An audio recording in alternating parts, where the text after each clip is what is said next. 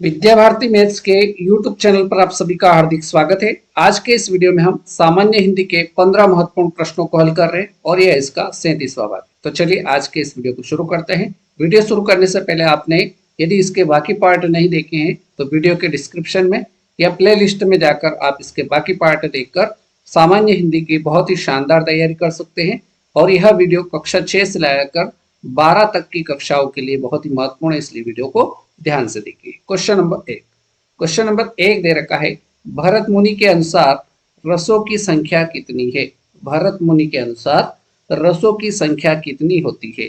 8, option B 9, option C 11, option D 10। तो हमसे पूछा गया है भरत मुनि के अनुसार रसों की संख्या। तो भरत मुनि के अनुसार रसों की संख्या 8 होती है। ऑप्शन ए बिल्कुल सही जवाब रहेगा। यदि प्रश्न में पूछा जाए कि तुलसीदास जी के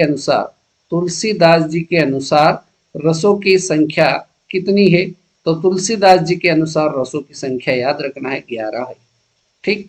क्वेश्चन नंबर दो है, निम्न में अर्ध स्वर है, 4 विकल्प दे रखे, इनमें से अर्ध स्वर कौन सा है? य, र, प या ल।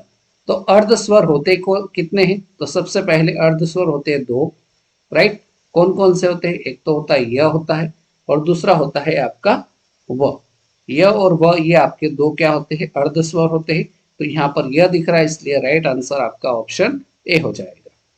प्रश्न संख्या 3, छंद पढ़ते समय आने वाले विराम को क्या कहते हैं? छंद पढ़ते समय आने वाले विराम को क्या कहा जाता है? गति कहा जाता है, यति कहा जाता है, तुक कहा जाता है या गण कहा जाता है? तो छंद पढ़ते समय आने वाले विराम को यति कहा जाता है, इसलिए इस क्वेश्चन का राइट आंसर जो होगा ऑप्शन बी हो जाएगा। आगे बढ़ते हैं। क्वेश्चन नंबर 4, महाप्राण ध्वनियां व्यंजन वर्ग में किससे संबंधित है? महाप्राण ध्वनियां व्यंजन वर्ग में किससे संबंधित है? तो व्यंजन वर्ग आपका क, ख, ग, घ, अण। ये आपका पहला, दूसरा नंबर, तीसरा नंबर, चौथा नंबर और ये 5वां नंबर। तो इसमें दूसरा और चौथा जो वर्ग होता है ये आपका महाप्राण होता है, महाप्राण ध्वनि होती है। और पहला, तीसरा और 5वां ये आपके क्या होते हैं? अल्प प्राण व्यंजन होते हैं, राइट। तो इसमें दूसरा और चौथा जो है ये महाप्राण ध्वनि से संबंधित हो जाएगा। राइट आंसर आपका ऑप्शन बी हो जाएगा। क्वेश्चन नंबर 5, निम्न में से कौन सा शब्द जातिवाचक संज्ञा नहीं है? कौन सा शब्द जातिवाचक संज्ञा नहीं है? जवान, ऑप्शन ए जो दे रखा है जवान, ये आपका जातिवाचक संज्ञा है। ऑप्शन बी बालक, ये भी आपका जातिवाचक संज्ञा है। ऑप्शन डी दे रखा है मनुष्य, ये भी आपका जातिवाचक संज्ञा है। लेकिन ऑप्शन सी में जो सुंदर दे रखा है ये आपका जातिवाचक संज्ञा नहीं है। राइट आंसर आपका ऑप्शन सी हो जाएगा। क्वेश्चन नंबर 6, वन में लगने वाली आग वाक्यांश के लिए एक शब्द है। वन में लगने वाली आग वाक्यांश के लिए एक शब्द क्या होगा? बड़वाग्नि। तो बड़वाग्नि जो है ये समुद्र में लगने वाली आग को कहा जाता है। दूसरा दे रखा है दावाग्नि। तो दावाग्नि जो होता है वन में लगने वाली आग के लिए एक शब्द है, इसलिए इस क्वेश्चन का राइट आंसर ऑप्शन बी हो जाएगा। नेक्स्ट क्वेश्चन नंबर 7, चरण सरोज पखारण लागा पंक्ति में कौन सा अलंकार है? यमक अलंकार, श्लेष अलंकार, अनुप्रास अलंकार या रूपक अलंकार? तो चरण सरोज पखारण लागा इस पंक्ति में जो अलंकार होगा वो आपका रूपक अलंकार हो जाएगा, इसलिए इस क्वेश्चन का सही जवाब ऑप्शन डी रूपक अलंकार एकदम सही उत्तर हो जाएगा। प्रश्न संख्या 8, प्रश्न नंबर 8 दे रखा है, अत्यावश्यक शब्द में संधि विच्छेद है।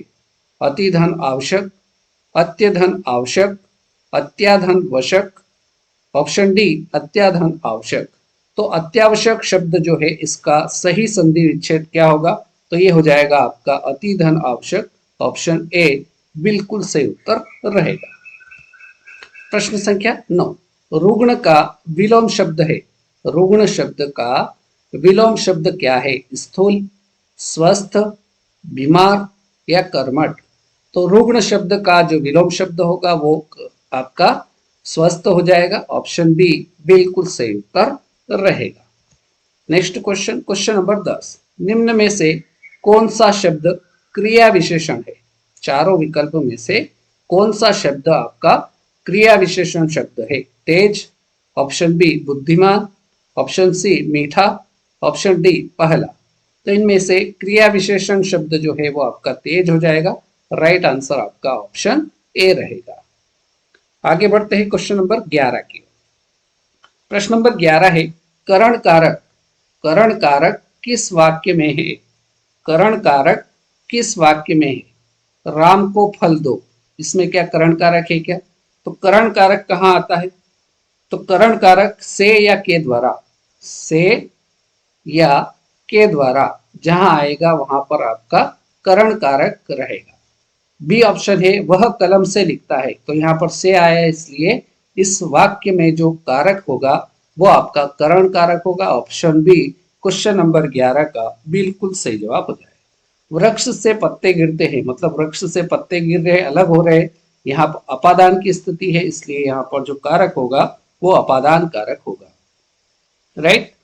यह कपिल की पुस्तक है, तो पुस्तक और कपिल का संबंध है, इसलिए यहाँ पर संबंध कारक रहेगा। राइट। तो हमसे करण कारक पूछा था, तो ऑप्शन बी वह कलम से लिखता है, इसमें आपका करण कारक हो जाएगा। बी ऑप्शन आपका राइट आंसर रहेगा। नेक्स्ट क्वेश्चन, क्वेश्चन नंबर 12, जिस समास में उत्तर पद की प्रधानता होती है, जिस समास में उत्तर पद की प्रधानता होती है उसे कहते हैं तत्पुरुष समास, ऑप्शन बी बहुब्रीहि समास, ऑप्शन सी अव्ययी भाव समास, ऑप्शन डी द्वंद्व समास। तो जिस समास में उत्तर पद की प्रधानता होती है उसको तत्पुरुष समास कहा जाता है। राइट आंसर आपका ऑप्शन ए हो जाएगा। बहुब्रीहि समास में क्या होता है? कोई पद प्रधान नहीं होता है, कोई पद प्रधान नहीं होता है, कोई पद प्रधान नहीं होता है। राइट। अव्ययी भाव समास कहाँ होता है? जहां पर प्रथम पद प्रधान होता है, प्रथम पद प्रधान होता है। राइट। और द्वंद्व समास, इसमें दोनों पद प्रधान होते हैं। द्वंद्व समास में क्या होता है? दोनों पद प्रधान होते हैं, वहां पर आपका द्वंद्व समास हो जाएगा। क्लियर है?